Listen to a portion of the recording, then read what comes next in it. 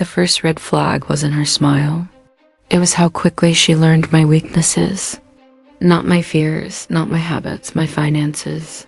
On our third date, before she knew my middle name, she asked what I did for a living and how long I planned to keep doing it.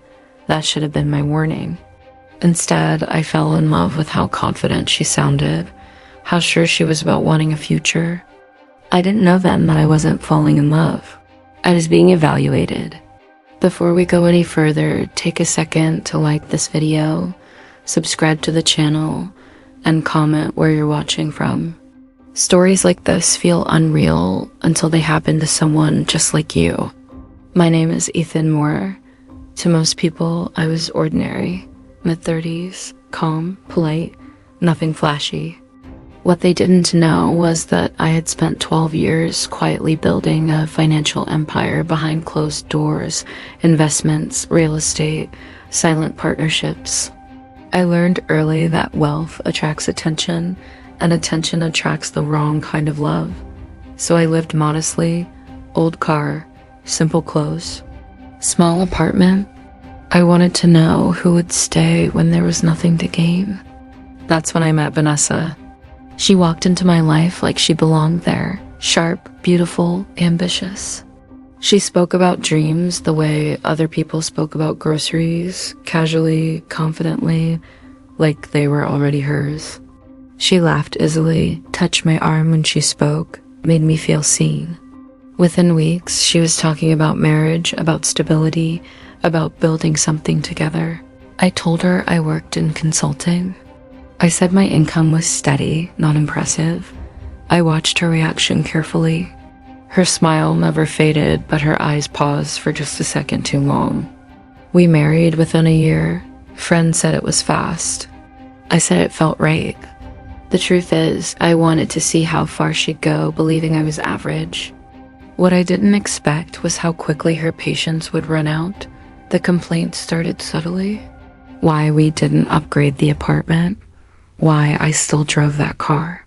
Why I wasn't more hungry. She compared me to other husbands, other lifestyles, other men she knew. I absorbed it quietly, storing every word, every tone shift, every sigh of disappointment. Then she suggested I give her access to our finances. I said no. That was the day the warmth disappeared. She became distant, cold, protective of her phone. She traveled more, stayed out later. When I asked questions, she accused me of insecurity. I let her believe that. I let her think she was smarter. What she didn't know was that I had already begun testing her. I pretended to lose a major contract. I talked about financial stress. I watched her face tighten, watched her reassurance turn mechanical. I told her I might need to downsize. That night, she slept facing the wall. Then I went further. I told her I was sick. Not visibly. Just enough to plant the idea of vulnerability. Medical appointments, fatigue, uncertainty, and that's when she changed completely. The woman who once spoke about forever began speaking about options, about protection, about what would happen if something went wrong. She started asking about life insurance. That was the moment I knew. I hired a private investigator, not to spy, but to confirm. What he found shattered any remaining doubt. Vanessa was seeing someone else, a man who promised her luxury, a man who believed I was standing in the way. Their messages weren't emotional, they were strategic, about timing, about finances, about how Ethan wouldn't fight back. I didn't confront her. Instead, I prepared.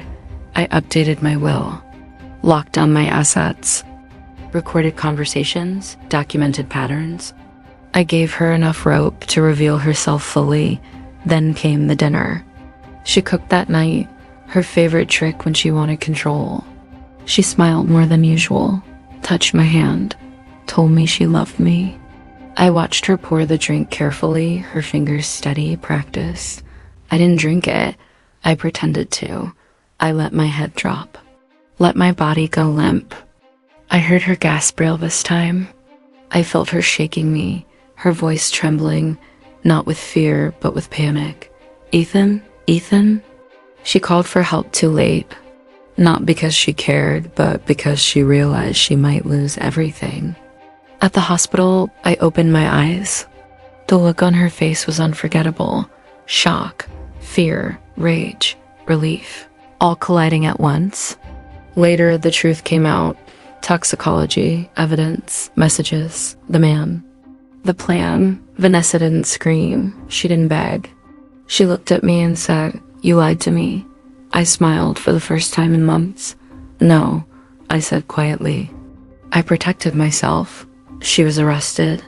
Her lover disappeared. Everything she thought she was marrying vanished overnight.